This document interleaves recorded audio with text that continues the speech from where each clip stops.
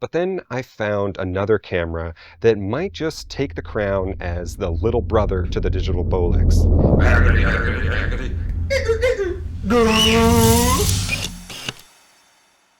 If you've watched my other videos, by now you know that I've been lusting after the Digital Bolex D16 for years. With its unique Super 16 size Kodak CCD sensor and internal Cinema DNG RAW, I truly think it's the closest a digital camera has come to looking like actual film, straight out of camera, no special post plugins required. Even though many people think that the larger the sensor the better, the advantage of smaller sensors is that they're compatible with a wide variety of vintage cinema lenses that give you beautiful imagery and are usually way cheaper than modern cinema lenses.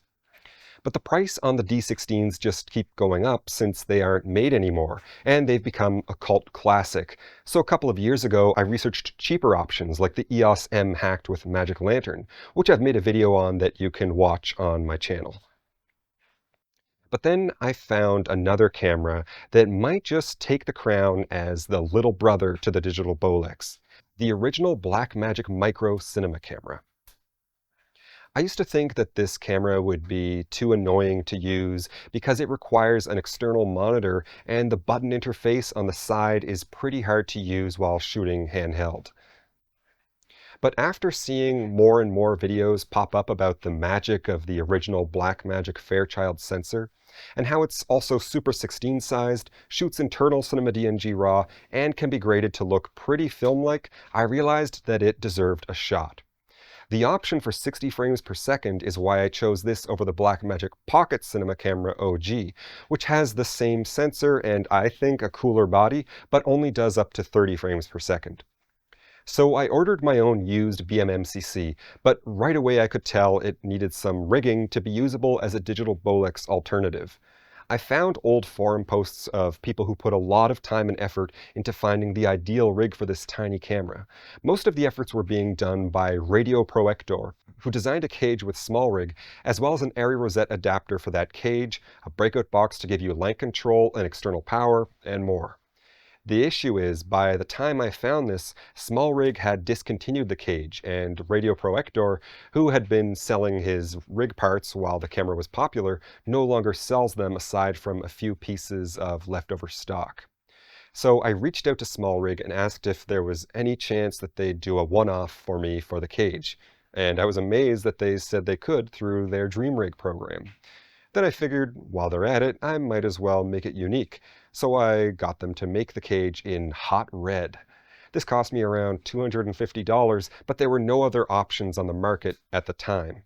I was able to find a used breakout box on Facebook Marketplace for $100, and Radio Proector still had an Airy rosette adapter in stock in his store. So I got my rig together.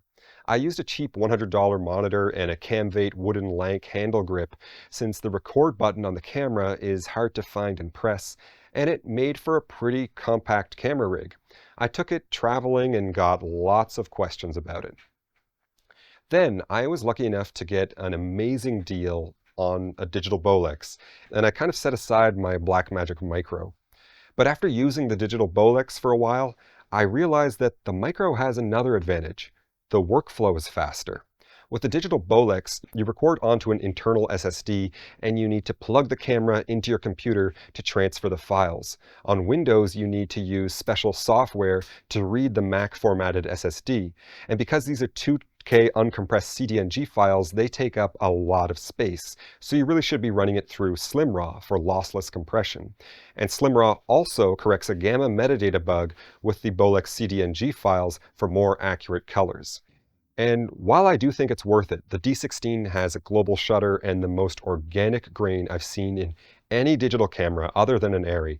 I found that when I just wanted to quickly pick up a camera and shoot some B-roll for a video, I was more often picking up the Micro because I can just pop out the SD card and I don't feel the need to compress the files because I shoot in 3:1 mode in camera, and they're 1080p rather than 2K, so they're already smaller. And the BMMCC can shoot up to 60 frames per second while the Digital Bolex only does up to 30.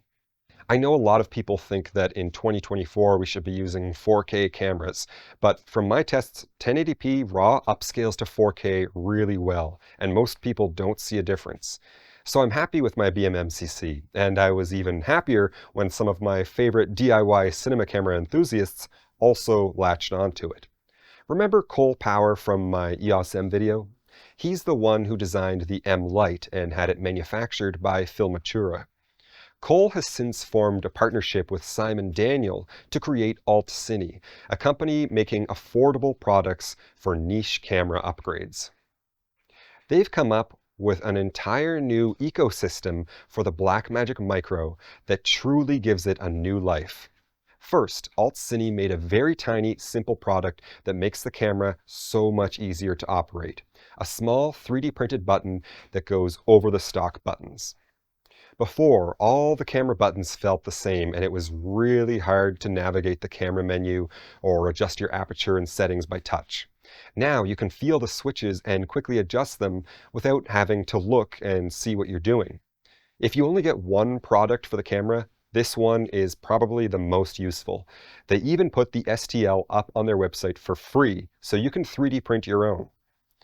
Next, they released the Expansion back, a 3D printed back that attaches to the battery or dummy battery on your BMMCC and provides you with extra mounting options.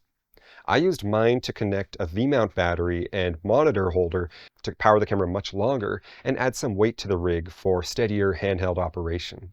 Then, AltCine did something no one saw coming. They actually made their own OLPF, or optical low-pass filter, for the camera. This is a piece of glass that is placed in front of the sensor to cut infrared light pollution, but also reduce moire, which is ugly banding that digital sensors create when trying to capture very fine patterns. You can see the difference here with and without the OLPF. It's a big issue if you film videos where people are wearing clothes with very fine patterns. This filter basically eliminates it, and it's cheaper than the only other professional option, the raw light filter. AltCine also designed a wing grip and a roll cage for the BMMCC, and the 3D print files are also up for free on their website.